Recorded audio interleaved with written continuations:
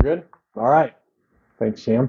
All right. Good morning, everybody. Thanks for showing up this morning for our public safety briefing, March 12th public safety briefing. We're trying to do these every 6 months, as you know. We used to do these annually, and we've made a couple changes. One is doing them every 6 months, and we've also been making more of a team effort. Public safety is a team effort, and so instead of just having this be an SFPD public safety briefing, we have some of our agency partners. We have the state's attorney.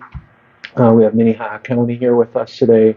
But for those who aren't represented, we have a lot of other partners as well, with DOC and Fed agencies and others that we work with. So the stats that we'll go through today and the information we'll go through today, I always want to reinforce that public safety is absolutely a team effort, and the level of collaboration that we have in Sioux Falls, even having sheriff's office and police department in the same building. It's rare, and it's very appreciated that we have that level of collaboration with our partner agencies. Um, the numbers that we're sharing today, they don't happen by accident. And I just want to start by reflecting on that. We have, over the last several years, tried to put in place very smart, pragmatic public safety policies. We've had a very strong, dedicated team of law enforcement officers. We look at our staffing levels, which we'll talk about. We have very strong public safety staffing levels. We have a community as a whole that's really committed to public safety. And so the numbers that we'll see today are a result of just smart policing, smart collaboration, good partnerships in the community. There's a lot of cities, I can tell you this for a fact, there's a lot of cities that would love to be giving this briefing today, which I'm going to say is a good news briefing in terms of the state of public safety in our community. I'm very proud of that. And I am going to puff my chest on that fact a little bit because we have been intentional investing in public safety in this community.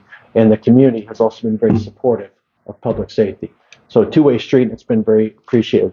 On the first slide, just by way of kind of setting the stage, just want to look at what's happened with the population growth. So as your population grows, the need for everything grows. The need for more police officers grows. The need for more wastewater services grows.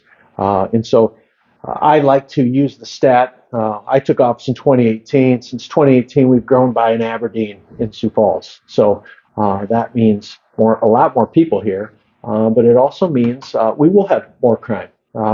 So when people say, is crime up? Crime is up. But what we look at very closely is per capita crime. And so on the next slide, this is something, of all the stats that I watch, I really watch this one probably the most closely, because when this bottom line specifically, which is your violent crime per capita, when that starts to get out of whack and starts to grow at a disproportionate rate of your population, you do have a crime challenge. And the city of Sioux Falls, Minnehaha, and Lincoln County has done a very great job at keeping this line steady. And there's a whole bunch of things that go into keeping it this way. 5.88 violent crimes per capita, lowest it's been since 2019, actually pre-pandemic. So really good year from a public safety standpoint for the city of Sioux Falls. And on the next slide, before I turn over to Chief, I just want to do one other thing to reinforce the quality of the partners that we work with and the collaboration and the work that our detective bureaus do and so forth. These are our clearance rates. And so just unpacking, I just really want to focus on two bars. Again, colorblind Paul here. Yellow or green? Yellow. Yellow. Okay. The yellow slide is our clearance rates in 2023 in those different categories. The red bar is the last reported clearance rate nationally. So when you look at how we clear crimes, assaults, for instance, we clear those at a little north of 82%, okay, which means we solve them, we find the perp, take care of it, compared to half the clearance rate on the national level. And you can see we way outkick the coverage in every single category here in the city of Sioux Falls. So again, that's not just because of dumb luck, or it's like we just get lucky, or we just time things right. It's because we have good policing, we have good partner agencies. to the chief. Chief Toombs going to talk first. We're going to turn it over to Sheriff Milstead and then State's Attorney Daniel Hager, and then we'll take questions at the end today. So thanks for being here. And all of these slides are going to go out to see how. All right, we'll get into just some basic high-level numbers. Obviously, we could spend hours talking about nuance and different things, but today we're just going to talk about some high-level numbers and what we're seeing. We'll start with our crimes against persons category. Again, 2 homicides last year, the lowest number since 2009. I think that's worth pointing out. I think State's Attorney Hagar will talk about how that kind of affects the whole system when we have a number that low. Of those 2, again, one each has its own nuance to itself, but they weren't, just I think we could get into it a little bit. But again, we're really encouraged to see that number, especially seeing what we had in the year before. Again, but when we talk about facts versus what perception is, we still have people that have been telling us how homicides were very high last year, right? I think sometimes people need to pay attention to the stats that are provided to say, we did only have 2 lowest numbers since 2009. Again, aggravated assaults are up slightly. We've kind of seen this trend over the past couple of years. A lot of that has to go just for some of the violence we're seeing. That being said, when we come back in 6 months, we're going to have a different approach in how we're going to talk about some of the nuance within those numbers. We're doing some stat gathering over the next couple of years. In the past, we talked about the role recidivism plays in this, how many repeat offenders we see in those numbers. But we as a police department are going to, and with our partners, are going to look at what's some of the nuance within those numbers that we can kind of report at, and some steps we've taken to kind of look at how we can impact those numbers. Because we can look at domestic assaults, and this is something that I'm particularly proud of as a community. This is not just a police department win, this is a community win, that we saw a dramatic decrease in domestic assaults last year.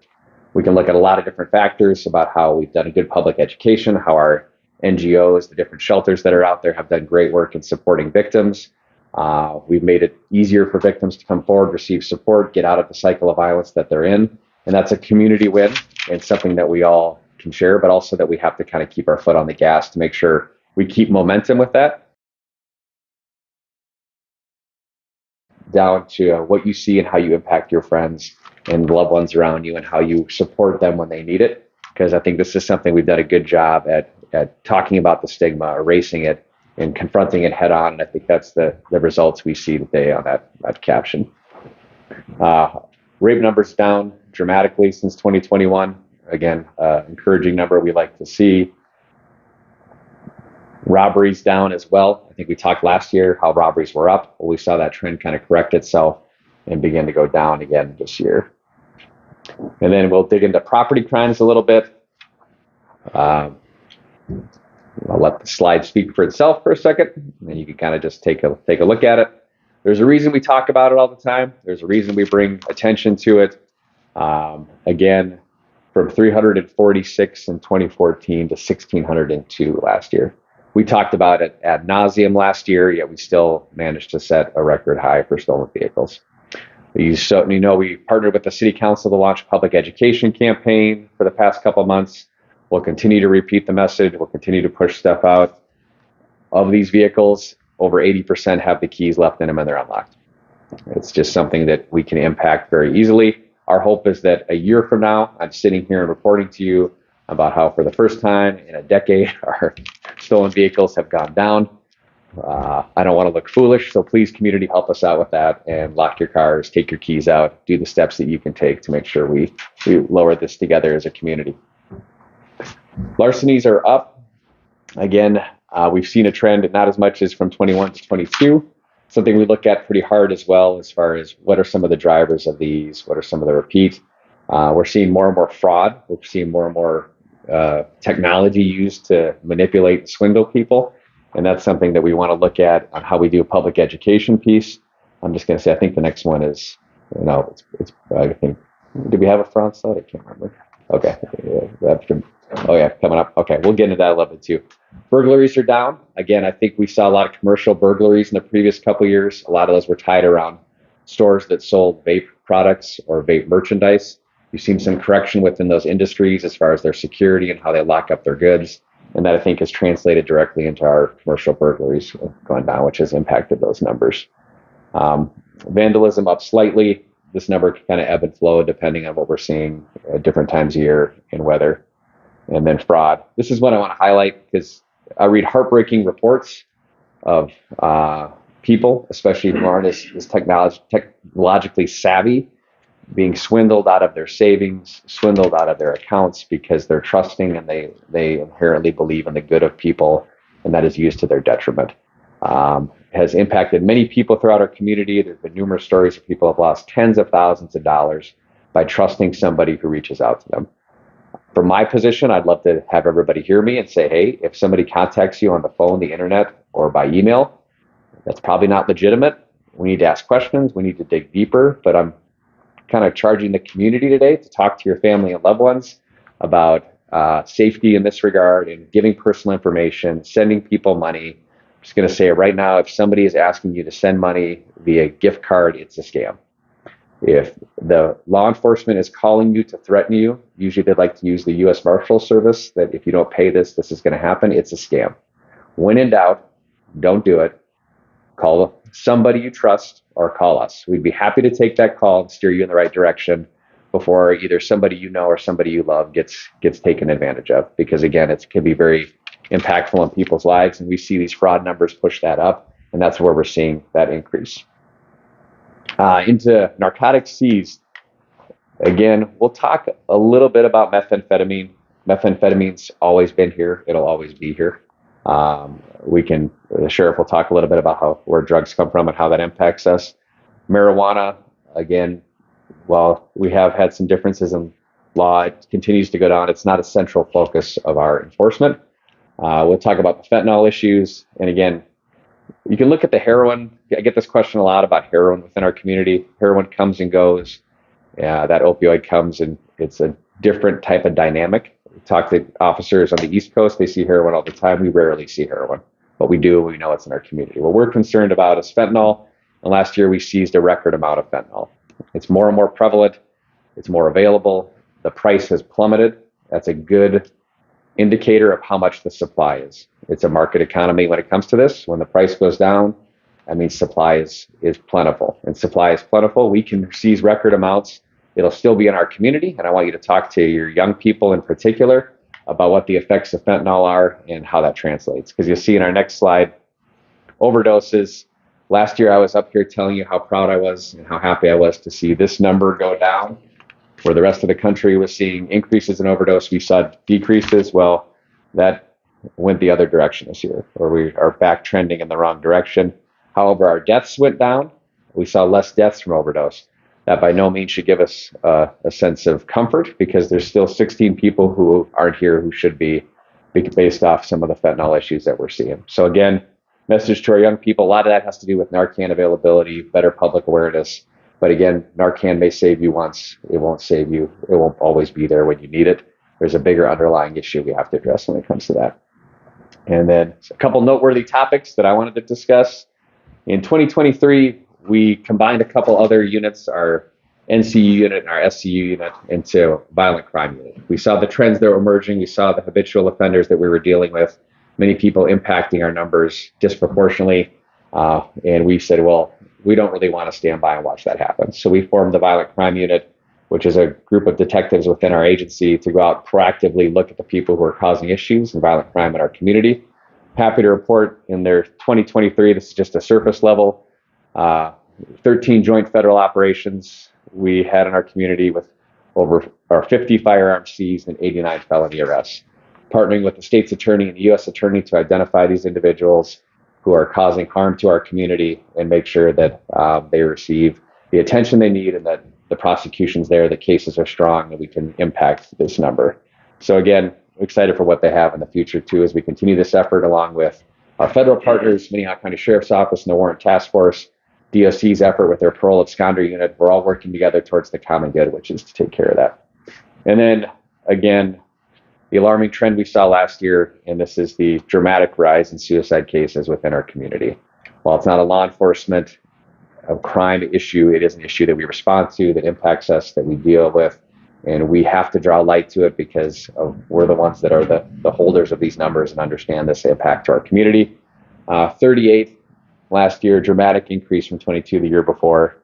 And at the pace we're going this year through February, we'll eclipse that number. And just this last week, opened up several emails that I get notifications on as we move into March about more people who are struggling with mental health and who take their own life. Again, call to community action. We as law enforcement really can't impact this number. We respond to it. We can talk about it. We can raise awareness. But talking to your friends, families, loved ones, and people that you know in your sphere of influence is what impacts this. So let's have open conversations about it as a community. Bring it to attention. There's behavioral health, the link. There's people that can be there. Find resources. But if you know somebody who's struggling, take the extra time to reach out to them, and hopefully we can reverse this trend this year. And then one more thing is just our police employment. You can see since 2020, we've added staffing every year. We'll continue to be proactive in adding staffing. As of today, we have 295 sworn officers. Right now, we have 279 that were employed in this department. We're in the midst of a really strong hiring to hire a class in June. We're hoping to get close to 15 to 20 people as part of that class. But if you talk nationwide, there's shortage of law enforcement officers everywhere.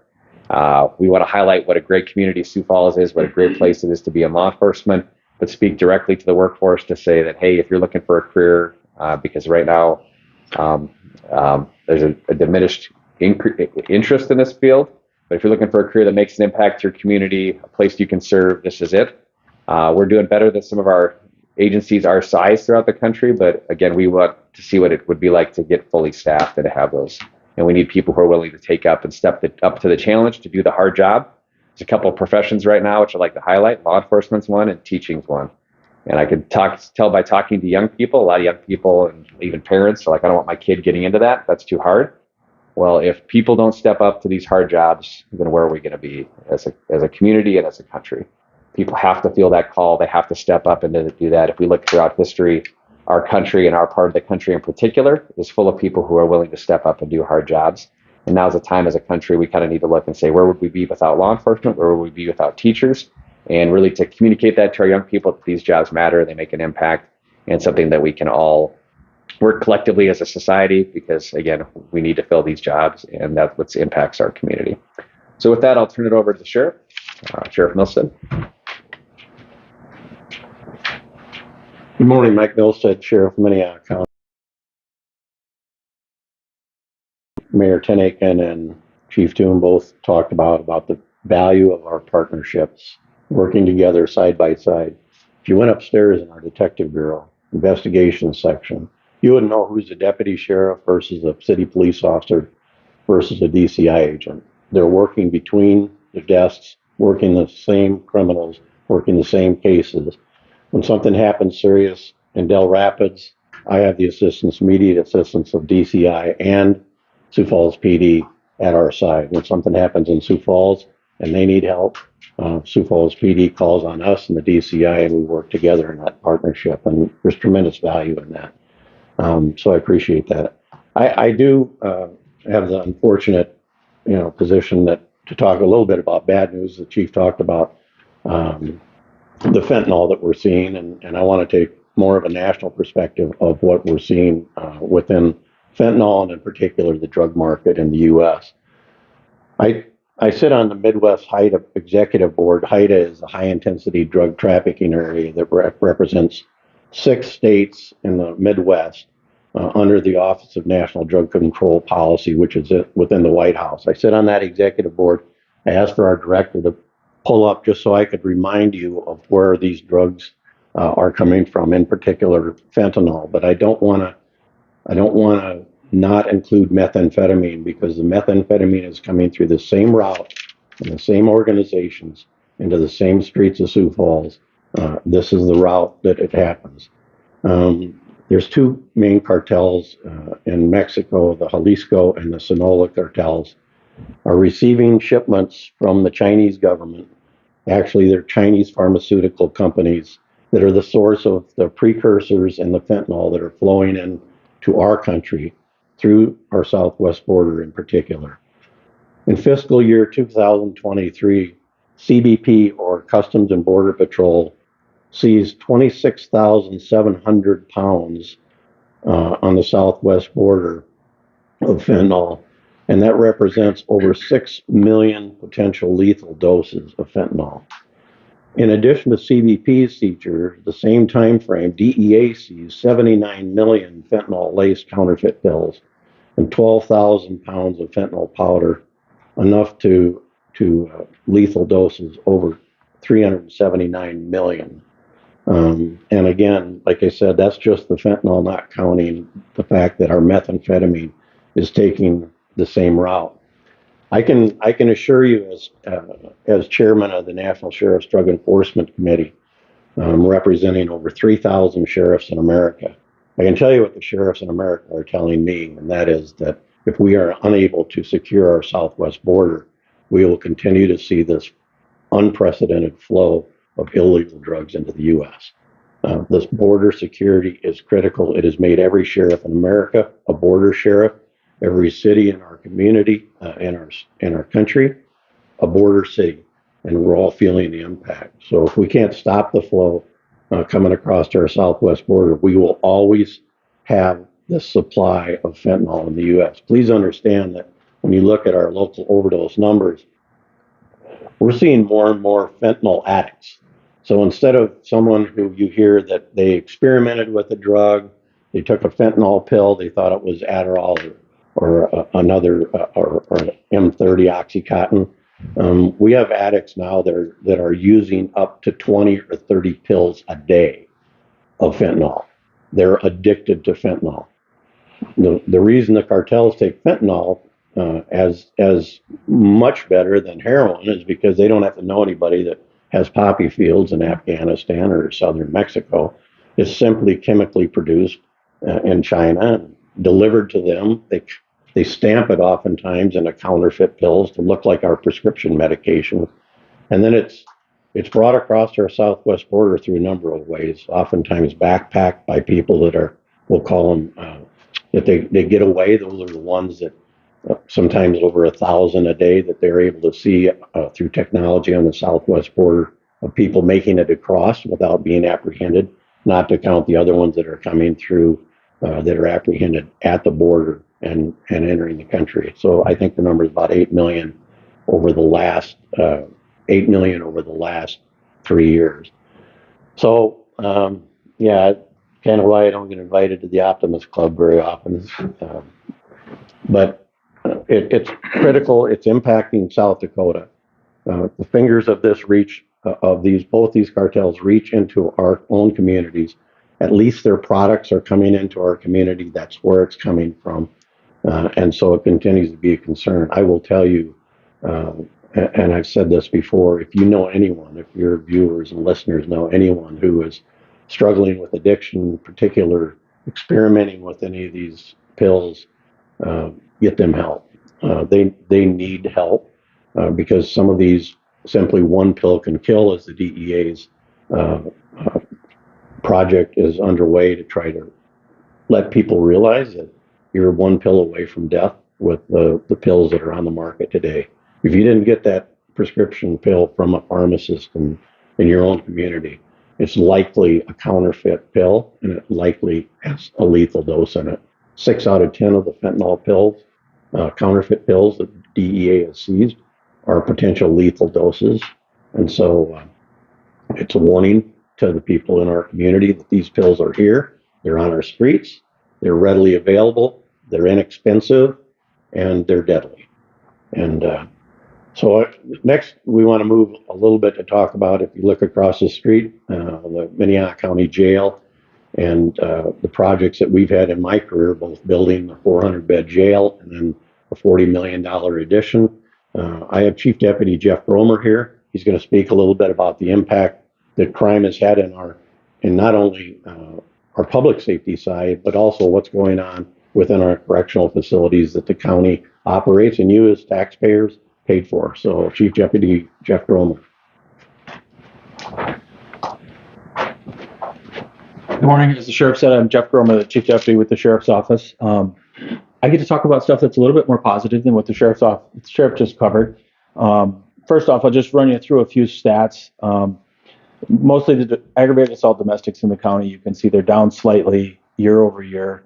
The one to really highlight on this chart is the assaults on law enforcement officers and corrections officers. You can see with the yellow bar for 23, that spiked fairly dramatically. That number, while unfortunate, is pretty consistent with some of the things that Chief Toon talked about and that the mayor mentioned with how our crime rates are staying pretty level. The reason why this number is able to spike up, and we'll talk about it a little bit more in detail when we get into some of the jail specific stuff, is our community, with a lot of the collaborative efforts we've been able to do between the sheriff's office, police department, state's attorney, courts, a lot of the community partners, we're doing a really good job in our area of keeping folks out of jail that don't actually need to be there. And what you're seeing with this is our jail numbers really aren't changing. So we're able to provide services to folks that we can safely leave into the community while keeping the more dangerous folks in jail. So the numbers are staying consistent in the jail, which that spike in those assaults on officers is what's really showing that the jail population is growing more problematic. Stolen vehicle numbers, our numbers are down a little compared to the cities, but you can see over the last couple of years, we've recovered far more stolen vehicles out in the county. Our suicide numbers are really consistent over the years, obviously over the 4 years reference. Obviously, 5 is pretty high, and I'll just kind of tag along to what the chief said on their suicide numbers as well. This is kind of a snapshot of the population of the jail on March 6th. So Minnehaha County, we had 393 of our own inmates, and I'll let you look through the breakdown. A couple of the key ones to note, the U.S. Marshal Service, those are contracted beds that the federal government is paying us to house. That's the one number in that list that we really have some flexibility with. And we work very cooperative with Marshal Service for us to hold as many of their inmates as we can. But that's a number that if our population starts to increase, we can get a hold of the marshals, and that marshal number will start to decrease so we can maintain our population within an acceptable range. We'll go to the next one, Sam. So the jail currently has a capacity of 603 beds. We try to operate that on about an 85% capacity rate. So we start to look at our jail as being pretty full at about that 513, 515 number. We were very, very fortunate when we did the current expansion that opened in 2019 that we were able to build enough space for room for growth. Well, what happened right after we opened that jail is the pandemic arrived, and that really threw a lot of our projections off as far as what our inmate trends were looking at year over year prior to that. Also, as we went through the pandemic, we really did a lot of program development, working again with all those partners, the courts, the prosecutors, the defense attorneys, the community service providers, and have been able to put some really good programs in place that, again, allows us to keep people that we can safely monitor and supervise in the community out of jail. So that has allowed us to maintain that jail population where it was, and we're really fortunate that we haven't had to expand into that extra floor that's referenced in here. The old jail, the taller of the two buildings, has a whole floor that's currently vacant, and we're going to be able to expand into that as our needs fit, or as our needs arrive. We'll go to the next one, Sam. So this chart kind of shows the monthly average daily population, or ADP, along with the breakdown of the inmates that we're holding for different entities each month. But what you can see is that number's fairly consistent, which is fabulous from a jail management perspective, that number would stay consistent. We get a little concerned when it starts to increase, because that's going to then cause us to make some changes and do some expansion into that empty floor. The reason why expanding into the empty floor, I think, is referenced on the next slide. Yes. This is more ADP monitoring over the years, but you can see we're generally increasing throughout each year until we get to the last couple, and they're holding pretty consistent. That consistency allows us to delay this expansion and it's on the next one. If we can jump, there we go. What we run into when we expand is we're going to have to hire more staff and more equipment and more services and all of that. And it's about 36 staff that it's going to take to fill in that extra floor for us to occupy it. Rough ballpark number is going to be about a $3 million savings to the county the longer we can delay opening that floor. The programs that we've really tried to put in place are kind of referenced on this slide between the 24/7 program, electric monitoring program, and pretrial services. Those are the programs that have really helped us keep these folks out of jail and are able to monitor them while they're in the community rather than coming to jail.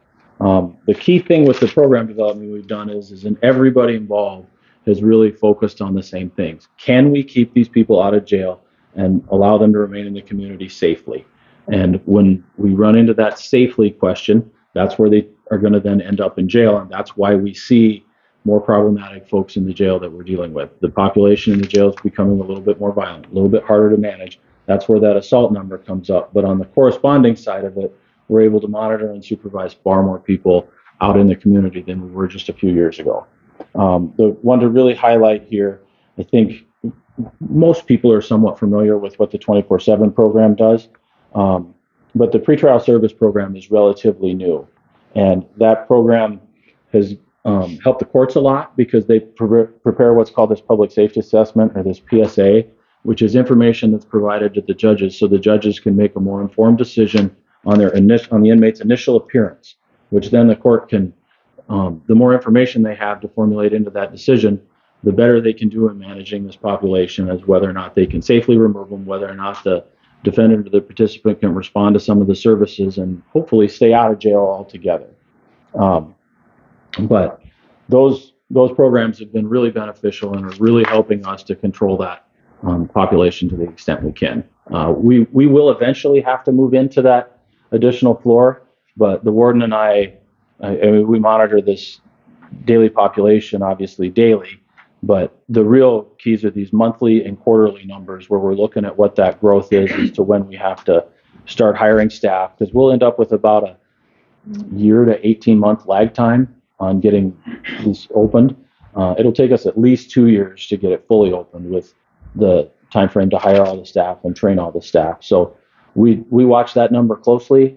We work really closely with the county commission through our budgeting process to ensure we're not not getting these people hired too soon, and we certainly don't want to be too late. So with that, I'll turn it over to Daniel.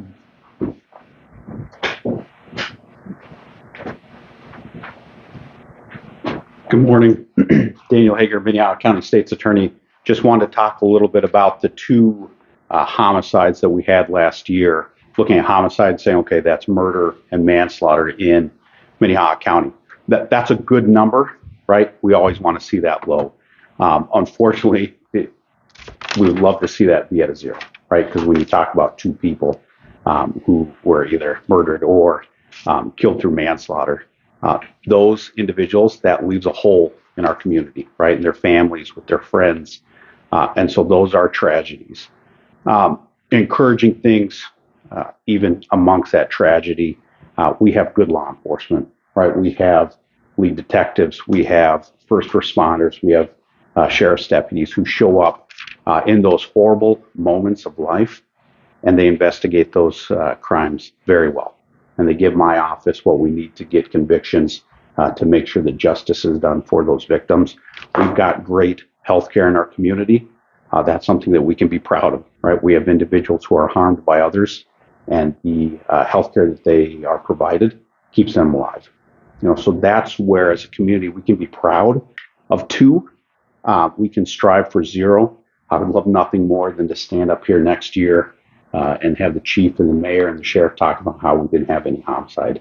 But that's unlikely, right? As we see crime happen and population growth, those seem inevitable.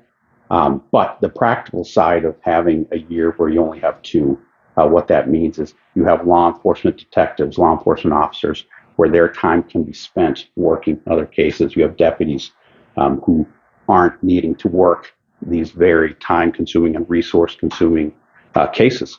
And so that's a good thing for our community. In my office, when we have a homicide, we have two lawyers working on each case. We have victim witness assistants. We have legal office assistants, digital discovery, trying to get just the massive amounts of evidence. So when those numbers are low, that frees us up to continue to work some of those cases that we have.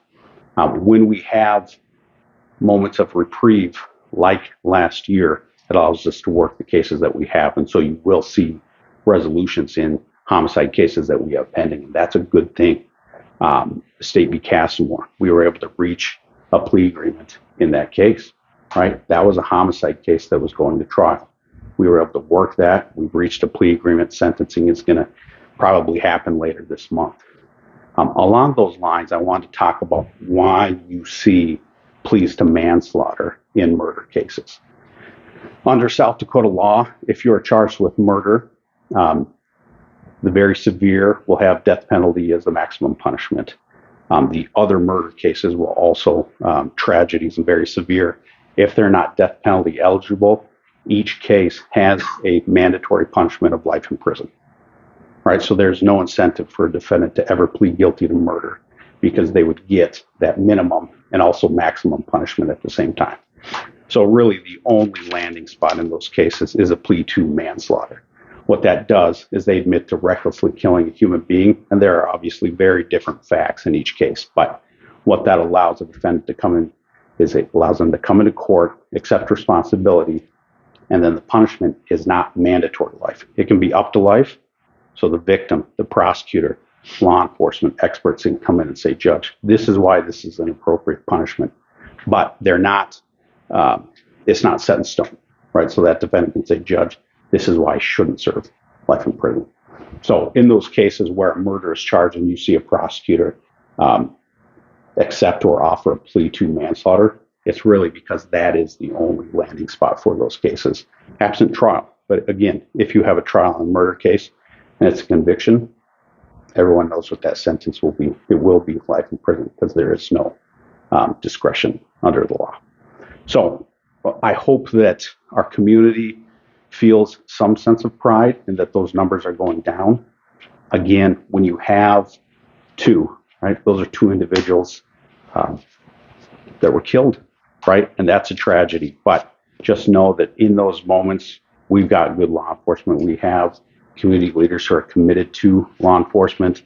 The response is tremendous. We have good health care, and my office is doing everything we can to prosecute those well. So I'm proud of the people in my office. I'm proud of our law enforcement, proud of our community, and hope that we can keep seeing positive trends. Thank you. All right. We'll take any questions now for any of the presenters today on any of the public safety topics we reviewed. John. Let's start here. You have a lot. All right. Yeah, well, I'm going to get through them all, I'm sure. Have you ever done a statewide clearance comparison? Because I know when you're looking at national clearance comparisons, you're looking at some pretty crap cities, but I mean, is there like a state level that you look at to see how you're doing on that? Yeah, we kind of trade notes with Rapid City a little bit, because if you look at communities throughout our state, and we see similar trends. We talk about the trends we see.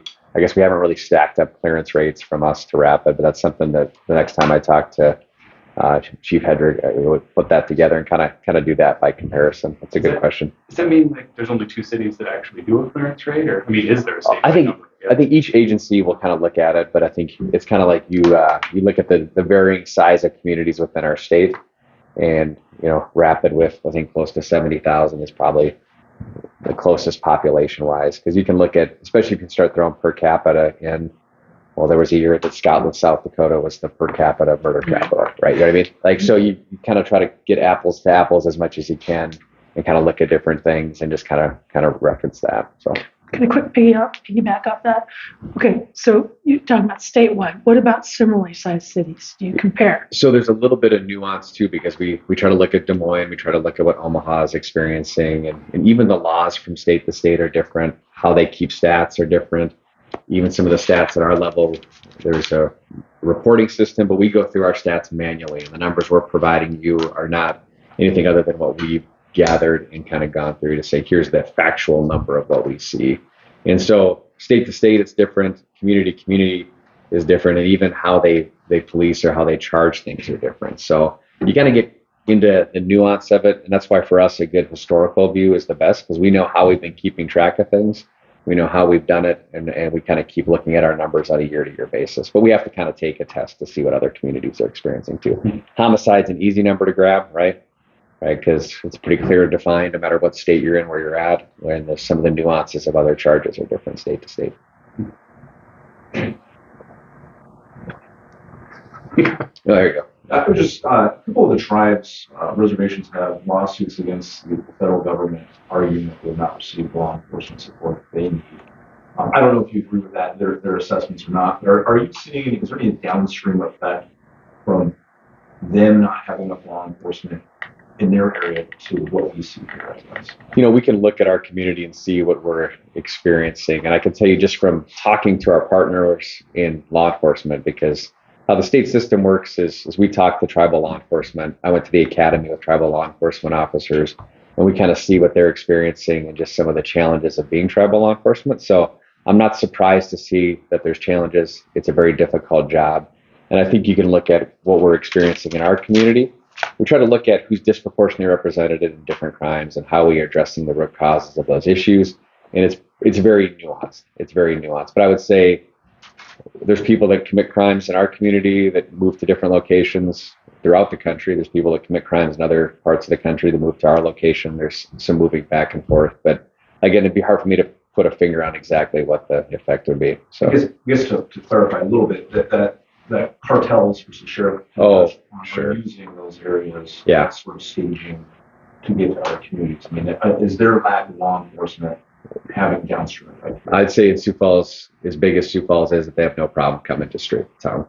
You know, like the supply that we see and the network that's there. Again, it's easier to hide in Sioux Falls, population, you know, pushing 215,000, than it is in some of the smaller communities in our state. And so I would say we don't see either way. We have, as the sheriff kind of highlighted, the pipeline's pretty wide open.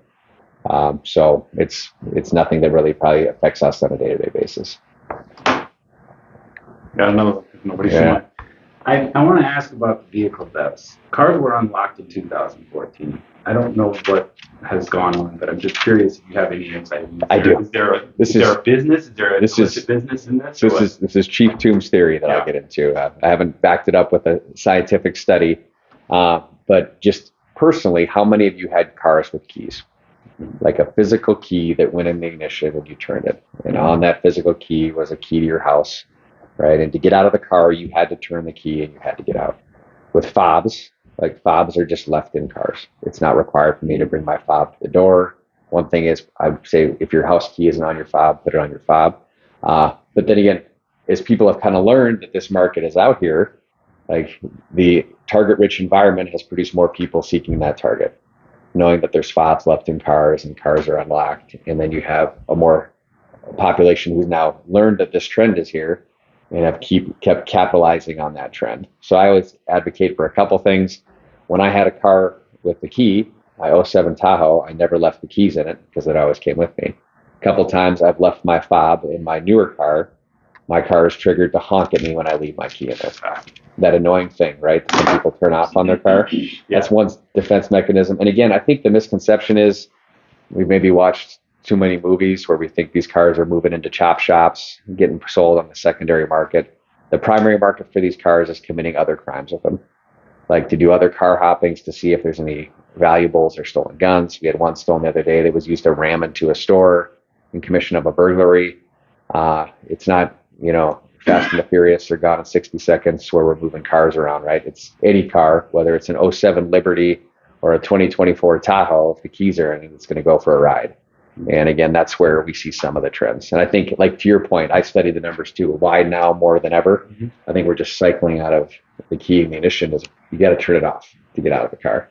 The fob, you push a button. So we'll test that theory. Maybe a college will pick that up and do some research on it. Probably not. Bring back stick shifts. Yeah, bring back stick shifts. More manual transmissions equals less stolen cars. You talked about stolen vehicles and fraud. Does fraud change the way you police at all? Because you can't be at every scene of the fraud crime or see it happening. Yeah. So how does that change maybe how you handle calls? Well, it's important to confront the limitations of law enforcement. If you look at some of these crime stats, right, they are not ones that we can impact with proactive law enforcement. Right? We're fraud. We're talking about people out of state, out of country. In many ways, it's us just picking up the pieces after it's happened. And again, a lot of these are out of country. They're very hard to follow up on, very, very difficult. Even if you look at a lot of times some of the assault numbers, there's a lot that happened before that took place. We're typically responding to that. That's not a product of a proactive police call, is the assault. And so that's where you'll hear us talk about educating public, talking to friends, family, and loved ones, especially on that fraud. Fraud and stolen vehicles are two things that we can impact with better education and understanding of the threat, and then changing our behavior as a society to reach that. Again, we'll do our job of catching as many people as we can. The punishment will be the punishment. But if we can just keep people from being victimized, that's the bigger win. So does that make you think when people call in a fraud or have questions, because you want them to call in? Yeah. Does that change who you might staff those calls in terms of how you ask questions, how you gather information? Yeah, and we have our officers are, the thing about being a police officer is you have to be, a jack of all trades. The categories of all the things you're seeing and experiencing. We've had our community resource officers in the past go out and do proactive presentations, especially to our vulnerable senior citizen community who seem to fall into this trap quite a bit. So we try to do the proactive piece, but I'm just telling people, talk to your parents, talk to your friends, family, loved ones. If it's too good to be true, it's too good to be true. Or if it's fishy, you should probably just pump the brakes, call us, call somebody you trust, and try to get steered off that path. Like I said, the report I read over the weekend just breaks my heart to see somebody who's worked their whole life be victimized like that. And again, it's a change in times, and we just have to make sure we protect our people as much as we can. So when you were talking about crime statistics, certain crimes are up in comparison to the previous years, and certain crimes are down. Do you have any insight into why these crimes, certain are up and certain are down? So we can look, and there's just a natural ebb and flow. We'll probably get deep into the statistics and talk about how many standard deviations from the mean the numbers are and different elements like that. So we can probably say we expect an ebb and flow on certain things, but we're looking for spikes or one way or the other. And I would say that's why I really want. And that sample size, that's a reverse trend and a spike down we really want to make sure we look at. We've seen aggravated assaults go up the past couple of years, especially post 2020. But if you look at our per capita violent crime, we actually saw that start to trend down a little bit. We're seeing that on a nationwide level. So we try to look at the micro and the macro and make sure that we're looking for trends. But the spikes are the ones that truly grab our attention. Even last year, we saw that spike in burglaries, and we kind of were able to dig deeper into that and say, okay, a lot of that's commercial burglaries driven by either vape products or things of that nature. See how we communicate that industry makes some changes, and then we see a number go the other direction. So again, the ebb and flow will be there, but we're looking for spikes and then how we can address those spikes. I'm curious about the homicides. Is 2 a relatively low number population-wise? I mean, I know we prefer it be 0, but like 2 population-wise, I think we're in a city of about 200,000 people, right? Yeah. I feel like 2 is. A lot of different factors you can look at. Each community is uniquely different in its makeup and its history and what its experiences. I would say 2, again, the lowest number since about 2009 is a promising thing. But State's Attorney Hagar also highlighted this too. Some of that is our medical community. In Sioux Falls, you have access to 2 outstanding emergency rooms, trauma centers that can really intercede when things matter, when people are injured, either whether it's a car accident or a violent assault. And so kind of look at those numbers, again, looking at our historical numbers and say that, yeah, we're in a good spot there. However, we have to work on some of the other issues, again, as to how we maintain that. But yeah, I'd say for 2, I'm extremely satisfied with that for our year. I'm just curious as to what homicide numbers would look like in another city nearby in the Midwest. Yeah, you could dig them up. I know, again, I just did this search the other day, and some communities are just exponentially higher than we're at that are our size. And again, we try to focus on us as much as we can, but that one, yeah, it's a unique number to say that we're a city of over 215,000. I'll give us a couple extra thousand, right, and say that that's our numbers at. It's pretty remarkable. Am I allowed to do one more? We're already this deep into it. Okay. Let's keep going. Yeah. Well, you brought up the burglaries thing. Yeah. I'd be interested to know a little bit about what you talked to with those smoke shops, but I guess I'm more interested in what we're going to hear 6 months from now, because 6 months from now, the products that keep those shops open are going to be illegal. Yeah. Are you worried about a flood of that stuff on the streets? And what do you think, what would we need to be looking at in the stats to see what kind of an impact it's going to make to ban diet or whatever you call it? Yeah. Yeah, and so we'll look ahead again. We respond to what the legislature produces and how that goes forward. I think we saw with the introduction of medical marijuana, some of the numbers shift a little bit. We'll see what the response is. I think, again, to your point on that, there's always kind of if one source goes away, another one reemerges, right? We talk about where we're at in the community. I think we're not naive enough to think that these products will just disappear from our community. They'll find a new market, a new way in, and then how we enforce or how we work with that. So it will be interesting. And then some of the nuance of the chemistry and how that all works together. We'll have to just I'm not going to we got our hands full with also methamphetamine and fentanyl. So we'll have to just monitor those trends and make adjustments as that legislation comes to and see how the stores respond. Could we grab one for the county? Oh yeah, they'd love to talk. I was just feeling bad. I really like to. Well, I was curious, the county talked about electronic monitoring and the jail population numbers being relatively consistent or stable. Eligible for electronic monitoring or might be on it? And then a follow-up to that.